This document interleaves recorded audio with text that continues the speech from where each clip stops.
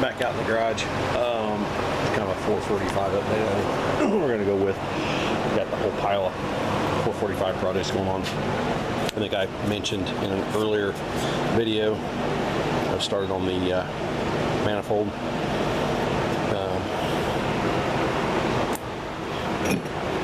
I've got a good elbow that goes on there. But the studs are as nasty as these, or maybe worse. So I've got my pilot holes drilled, and I don't know if that's going to show up. I don't know if my camera's doing it. It's got some funky thing. Anyway, it looks pretty well centered to me. So we'll have to get that garage door open back up so I can get over there to the drill press and open these up. Slowly sneak up on the tap drill size, and maybe that stuff will just come right out. I know I talked about the hydraulic pump. I do have the correct seal. I got it all greased up. I just got to get it pushed down in there. And the big project is the dash panel over there in the drill press. That's zoom in there. Zoom. Oh, there it is. Milwaukee 2-inch hole saw. I laid out where I wanted everything to go. You can kind of see some of my marks on there with Sharpie. And I drilled these small pilot holes in all the locations, and I used the holes where I'm going to flip-flop this. I got to mark light and ignition, but I think I'm going to put the ignition switch on the left and the lights on the right. I don't know why. Anyway, I used those 3 holes when the choke's going to go up there, so I got, it's like a 75 amp switch. This thing is massive. I can't work it with one hand. It is that solid. Anyway, I got that. Then I've got this, I don't know, like 3-position fused light switch.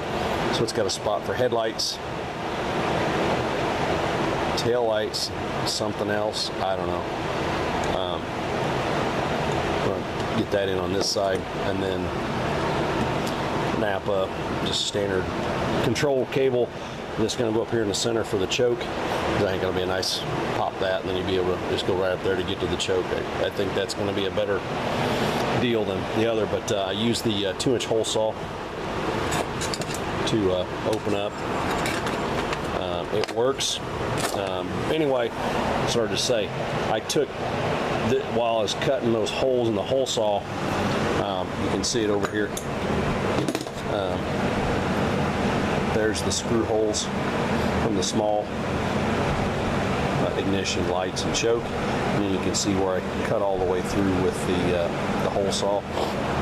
And then after I got cut all the way through, then I had to go back. And I can't, my rubber's swelled up, and I can't get this sanding drum all the way down onto the mandrel, but then I had to go back in and clean up because it wasn't a perfectly clean cut. But once I got it cleaned up, they just pop right in there. Our thoughts are oil pressure and temperature are the important ones, so we'll put those up top. Amp gauge is just kind of a, hey, alternator, generator, whatever it's got on, is it still charging? So anyway, so my plan for this afternoon is to go ahead and get these, take the gauges back out and get these 3 holes drilled out to, I think it's 7/16. Get this stuff mounted. The lights that I ordered are, or not the lights, the gauges that I ordered off of eBay from India come pre-wired with lights built into them, so I don't have to have an extra dash light. We'll just run a wire from there down to the headlight terminal. So when the headlights come on, the dash lights come on. And then, yeah. So we'll get these taken back out, get those 3 holes drilled out. We'll start getting them. Of course, I'll have to either that, or I don't know if I've got, somewhere I've got roll lock. I got mandrels that go in my die grinder. I don't know where my die grinders are. Oh, too much stuff, lots of junk. Yeah, so I've got